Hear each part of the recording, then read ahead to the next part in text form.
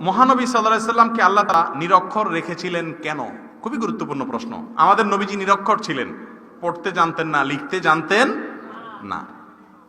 নিরক্ষর থাকা এক জিনিস আর মূর্খ থাকা আরেক জিনিস। তিনি মূর্খ ছিলেন না, তবে উম্মি ছিলেন। কথা কি বুঝাতে পারছি? এখন উম্মি কেন ছিলেন, নিরক্ষর কেন ছিলেন তিনি? এর মূলত এলেম, আসল কারণ আল্লাহ ভালো জানেন। তবে অনেক উলামা ইকরামের একটা ব্যাখ্যা এইভাবে করেন যে তিনি যে কোরআন আমাদের সামনে, মানব জাতির সামনে পেশ করেছেন, এই কোরআন এটা যে আল্লাহর পক্ষ থেকেই আসছে সেটা প্রমাণ করবার জন্য আল্লাহ তাআলা তাকে নিরক্ষর রেখেছিলেন।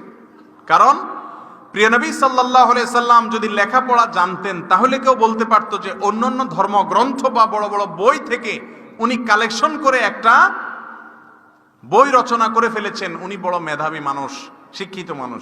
এই কথা বলার সুযোগ থাকলো না। তিনি তো কোনো বই লিখতে বা পড়তে পারেন না, তাহলে এত বড় অলংকারপূর্ণ, সাহিত্যপূর্ণ এত বড় গ্রন্থ, মহাগ্রন্থ কিভাবে রচনা করলেন? বোঝা গেল এটা একমাত্র আল্লাহর পক্ষ থেকেই আসছে। এটাই একমাত্র প্রমাণ না, অনেক প্রমাণের এটাও একটা প্রমাণ যে এটা আল্লাহর পক্ষ থেকে। ومن أحسن قولا ممن